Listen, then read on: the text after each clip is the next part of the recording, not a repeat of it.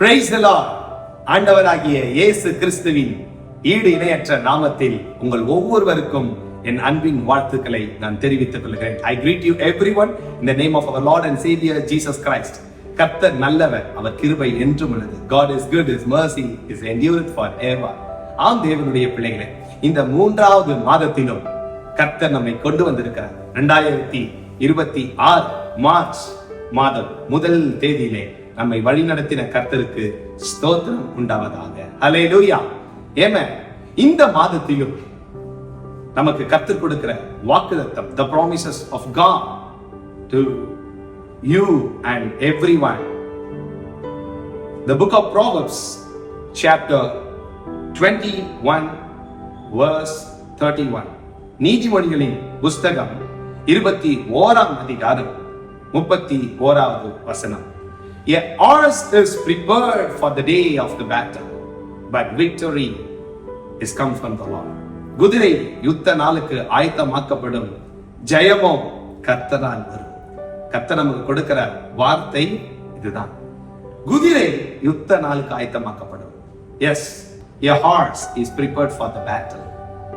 It's prepared for the day of battle, but victory is from the Lord. நமக்கு ஜெயம் எங்கிருந்து வரும்? கர்த்தரிடத்திலிருந்து மட்டும்தான் வரும். இந்த மாதத்திலும் நீங்க எக்ஸாமுக்காக ஆயத்தமா இருக்கிறீங்களா? 10th எழுதுகிற பிள்ளைகள், 11th and 12th board exams மற்றும் கவர்மெண்ட் எக்ஸாம்ஸ் மற்றும் கல்லூரியில செமஸ்டர்ஸ் இதெல்லாம் எதிர்நோக்கி காத்து கொண்டிருக்கிறீங்களா? இல்ல ஐஎல்ஸ் எக்ஸாம் எழுதுறேன், OET எக்ஸாம் எழுதுறேன், ஏதோ ஒரு காரியத்தில் நீங்கள் அடுத்த கட்டத்திற்காக நீங்கள் முன்னேறி கொண்டிருக்கிறீங்களா? கர்த்தர் உங்களை பார்த்து சொல்லுகிறார், நான் ஜெயம் கொடுக்கிற தேவன், நான் உங்களுக்கு வெற்றியை கொடுக்கிற தேவன். Yes, I am the lord one who gives victory to you. அவர் வெற்றியை கொடுக்கிற தேவன். நியூ லிவிங் டிரான்ஸ்லேஷன்ல ஆண்டவர் இந்த ஜெயத்துக்கு சொந்தமானவர் என்ற பதம் எழுதப்பட்டிருக்கிறது. எஸ், விக்டரி பிலாங்ஸ் டு அவர் லார்ட் ஜீசஸ் கிரைஸ்ட். 20வது சங்கீதம் 7வது வசனத்திலே ஒரு வார்த்தை எழுதப்பட்டிருக்கிறது. அந்த 20வது சங்கீதத்திலே கர்த்தர் சொல்றாரு, தேவனை மாத்திரம் நீங்கள் நம்பி இருக்கும் பொழுது. நான் அதை உங்களுக்காக வாசிக்கிறேன். 20வது சங்கீதம் 7வது வசனம்.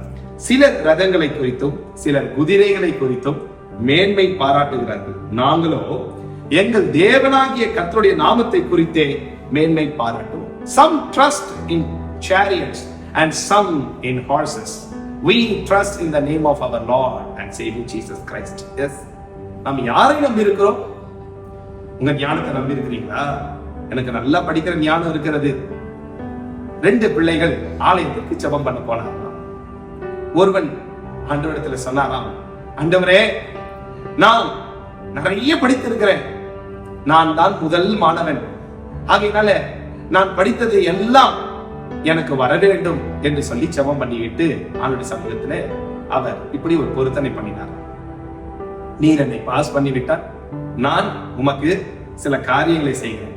இன்னொரு மாணவன் ஆவரேஜா படிக்கிற ஒரு ஸ்டூடெண்ட், அவர் ஆண்டவருடைய சமூகத்துல வந்து, ஆண்டவரே, நான் யாரையும் நம்பவில்லை, என்னோட ஞானத்தை நான் நம்பவில்லை, என்னுடைய புத்தியை நான் நம்பவில்லை, எனக்கு தெரியும் என்னால் 100க்கு 100 மதிப்பெண் என்னால் எடுக்க முடியாது, ஏதோ என்னால் குறைஞ்சது தான் நான் படிக்க முடியும், ஆனால் நான் உம்மை மாத்திரம் நம்புகிறேன், உம்மால் எல்லாம் எனக்கு செய்ய முடியும் என்று சொல்லி ஆண்டவர் சமூகத்துல கண்ணீரோட அந்த தம்பி ஜெபம் பண்ணி, நீர் எனக்கு அதிக மதிப்பெண்களை கொடுப்பீரானால் உம்முடைய ஆலயத்திற்கு நான் எப்பொழுதும் சீக்கிரமாக வந்து உம்முடைய ஆலயத்திலே நான் வேலை செய்வேன் ஆண்டவரே என்று சொல்லி பொருத்தனை பண்ணினார். தேர்வும் வந்தது. 2 பிள்ளைகளும் தேர்வு எழுதினார்கள். எஸ், தன் ஞானத்தை நம்பி ஜெபம் பண்ணின அந்த மாணவனும் நல்ல மதிப்பெண்ணை நல்ல மார்க் எடுத்தாங்க. ஆனா கர்த்தரை நம்பின பிள்ளை 3 சப்ஜெக்ட்ல கர்த்தர் சென்டம் எடுக்க திரும்பி செய்தார். அப்படி என்றால் படிக்க கூடாது என்று நான் சொல்லவில்லை, நாம் படிக்க வேண்டும், ஆனால் நம்முடைய நம்பிக்கை கர்த்தர் மேல் மாத்திரம் இருக்க வேண்டும். நீங்கள் கர்த்தரை நம்புங்கள். அதனாலதான் ஆண்டவர் சொன்னாரு, உபாகமத்தின் புஸ்தகம் 20ஆம் அதிகாரம் 4ஆம் வசனம். The book of Deuteronomy chapter 20 verse 4. For the Lord your God is he who goes with you, and he will fight for you, and he will give you victory. உன் தேவனாகிய கர்த்தர் உனக்கு முன்பதாக போகிறார். அவர் உன் சத்துருக்களுக்கு உனக்காக அவர் யுத்தம் பண்ணுகிறார். அவர் உனக்காக ஜெயத்தை கொடுக்க முடியும். அவர் யார்? ஜெயத்தை கொடுக்கிற கர்த்தர். எஸ், நம்முடைய வாழ்க்கையில் நமக்கு வெற்றியை கொடுக்கிற ஆண்டவர் அவர்தான். உங்க வாழ்க்கையில நல்ல வீடு கட்ட வேண்டும், நல்ல திருமண வாழ்க்கை வாழ வேண்டும், உங்களுடைய ஊழியம் வளர வேண்டும், உங்களுடைய வாழ்க்கையில ஜெயம் காணப்பட வேண்டும். ஆனால் நீங்கள் என்ன செய்ய வேண்டும்? தேவனை மாத்திரம் நம்ப வேண்டும். கர்த்தரையே நம்பி நீங்கள் நன்மை செய்ய வேண்டும். அதனாலதான் கொரிந்தியர் 15ஆம் அதிகாரம் 57ஆவது வசனம் சொல்லுகிறது, நமக்கு ஜெயம் கொடுக்கிற தேவனுக்கு ஸ்தோத்திரம். Thanks be to God who gives us victory through our Lord Jesus Christ. இன்றைக்கு கர்த்தர் உங்களை பார்த்து சொல்லுகிறார், நான் உனக்கு வெற்றியை தருவேன். எது கடினமாய் இருக்கிறது? எனக்கு இந்த வியாதி மறையலையே, எனக்கு இந்த போராட்டமா இருக்கிறதே, என்னுடைய குடும்ப சூழ்நிலை இப்படி இருக்கிறதே, ஒன்றை பார்த்து நான் உங்களுக்கு சொல்ல விரும்புகிறேன். நீங்கள் யாரை நம்பி இருக்கிறீர்கள்? If you trust in the Lord, He will do it accordingly. நீங்கள் கர்த்தரை மாத்திரம். அதனாலதான் 37ஆம் சங்கீதம் 5வது வசனம் சொல்லுகிறது. The book of Psalms 37 verse 5.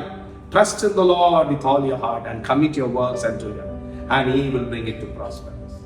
அவர் உங்களுக்கு அதை செய்து முடிப்பார்.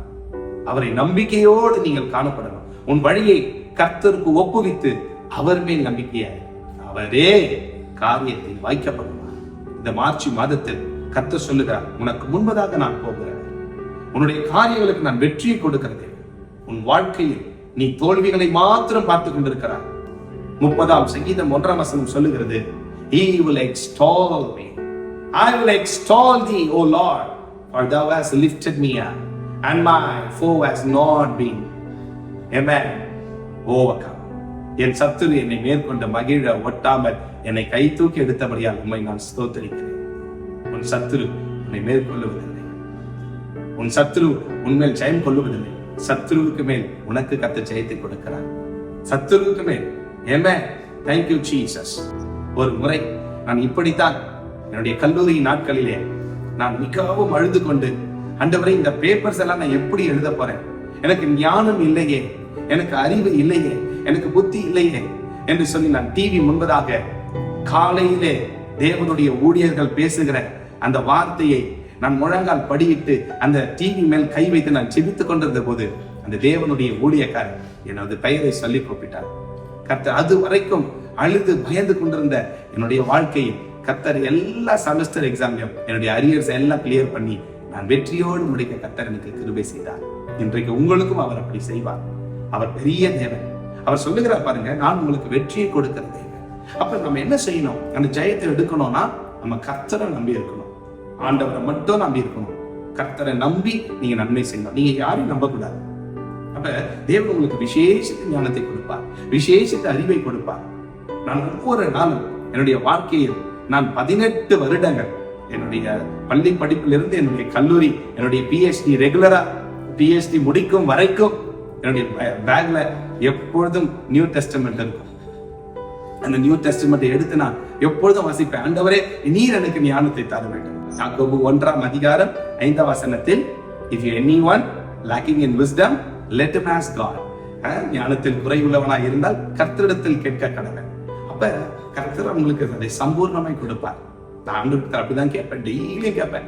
ஆண்டவரே யாக்கோபு 1:5 எழுதப்பட்டிருக்கிறதே எனக்கு ஞானத்தை தாரும். 23ஆம் சங்கீதத்தை நான் ஸ்கூலுக்கு போகும்போது, காலேஜுக்கு போகும்போது, நான் கல்லூரியில பேராசிரியராக பணிபுரிந்த போது நான் இந்த வசனத்தை இப்பொழுது நான் டெய்லியும் சொல்லுவது உண்டு.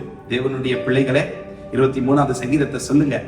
ஆமென். ஆண்டவரத்துல என் நாமத்தினால் எதை கேட்டாலும் அதை தருவேன் என்று சொன்னீங்களே, நான் கேட்கிறேன் ஆண்டவரே எனக்கு ஞானத்தை தாங்க.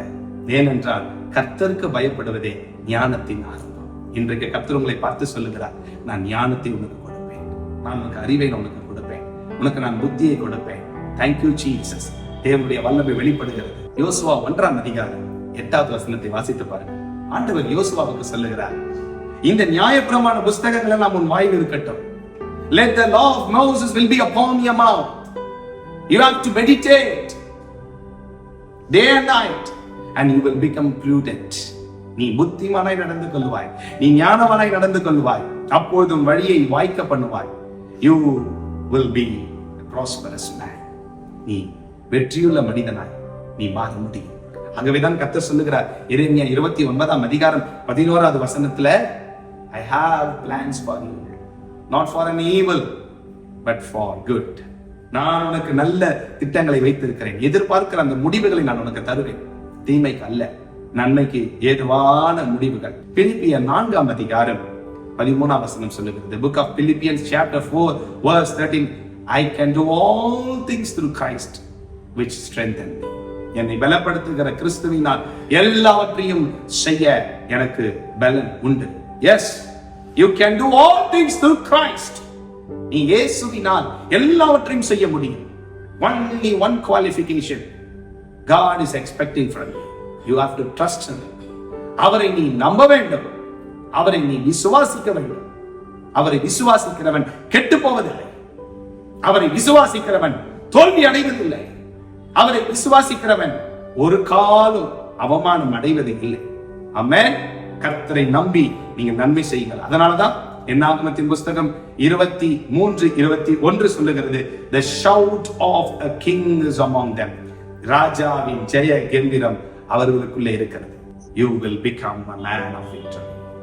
You will become women of victory. You never be defeated. You never be defeated.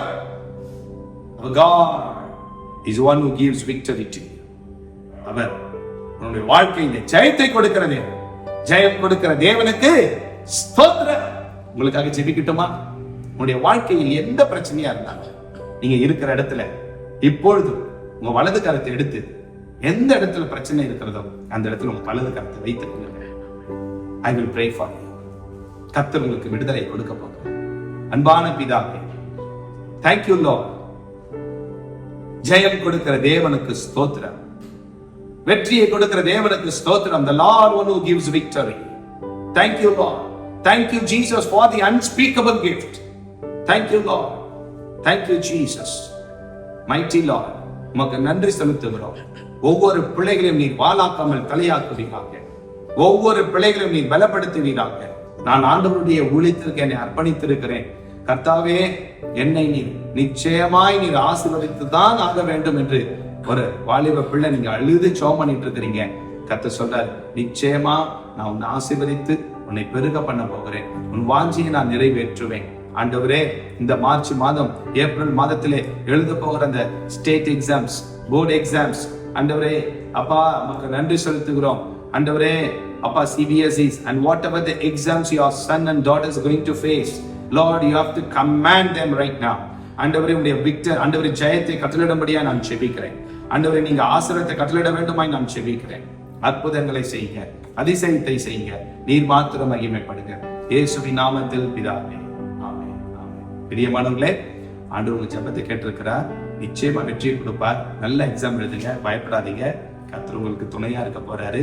இந்த சேனலை சப்ஸ்கிரைப் பண்ணிடுங்க, லைக் பண்ணுங்க. மற்றவர்களுக்கு எக்ஸாம் எழுதுற உங்களுடைய ஃப்ரெண்ட்ஸுக்கும் இந்த ப்ரேயர் நீங்க அனுப்புங்க.